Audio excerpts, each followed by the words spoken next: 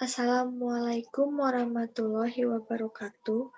Nama saya Sarah Safira, angkatan 2017, jurusan Ilmu Hukum Universitas Islam Bandung. Di sini saya akan menjelaskan mengenai hasil penelitian saya yang berjudul Kebijakan Pidana Terhadap Pengaturan Penyiaran melalui Layanan Streaming Over the Top ditinjau dari Undang-Undang Nomor 32 Tahun 2002 tentang Penyiaran.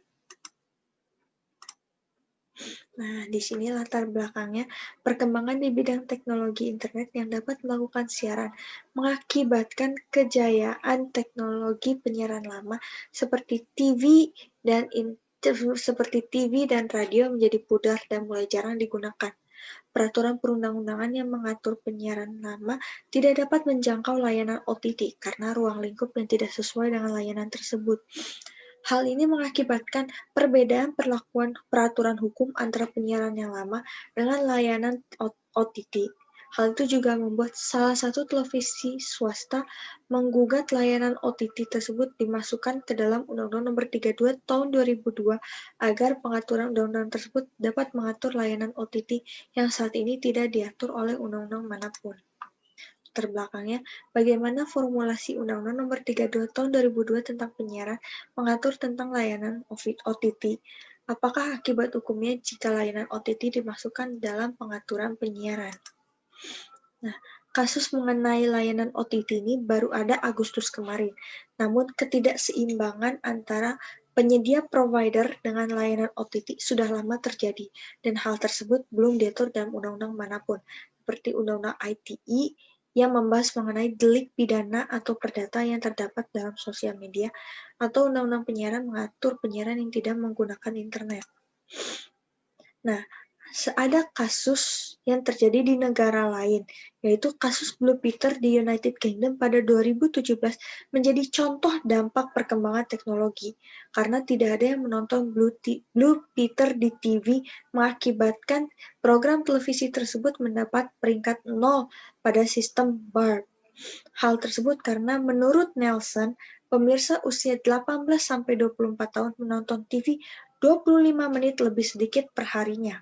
Tapi, mantan CEO TBZ tidak menyalahkan layanan on-demand tersebut.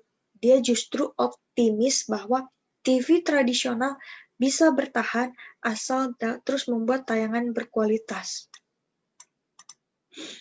Analisis penelitian dalam sidang ke-6, ahli dari Presiden mengatakan bahwa mustahil untuk menambahkan frasa kata penyelenggara internet dalam konstruksi Undang-Undang Nomor 32 Tahun 2002. Pada sidang ke-8, saksi pihak terkait mengatakan bahwa Undang-Undang Nomor 32 Tahun 2002 secara jelas dirancang untuk mengatur penyiaran yang tidak menggunakan internet. Hal tersebut tercermin dalam definisi penyiaran dalam pasal 1 angka 2. Kesimpulannya, formulasi tentang pembaharuan dalam Undang-Undang Nomor 32 Tahun 2002 melalui layanan streaming over the top tidak dapat dilakukan karena sejak dibentuknya undang-undang tersebut memang dikhususkan untuk mengatur mengenai penyiaran melalui televisi dan radio. Kebijakan pidananya adalah dalam permasalahan tersebut adalah dilakukan pengupayaan lahirnya undang-undang penyiaran baru atau meminta pemerintah membuat regulasi dengan menggunakan sumber undang-undang tentang telekomunikasi, ITE, pers, pornografi, dan hak cipta. Akibat hukumnya jika dimasukkan ke dalam pengaturan penyiaran adalah perusahaan pemain OTT diwajibkan untuk mengikuti seluruh peraturan dalam Undang-Undang Nomor 32 Tahun 2002 dan tunduk pada otoritas Kominfo dan KPI.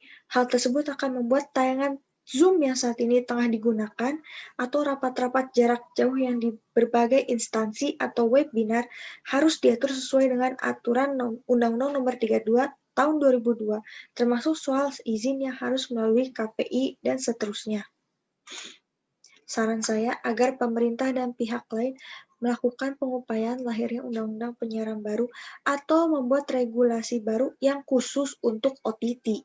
Permohonan pemohon agar MK melakukan judicial review terhadap Undang-Undang Nomor 32 Tahun 2002 sebaiknya ditolak, karena Undang-Undang Nomor 32 Tahun 2002 secara jelas dirancang untuk mengatur penyiaran yang tidak menggunakan internet. Sekian dari saya, kurangnya mohon maaf. Wassalamualaikum warahmatullahi wabarakatuh.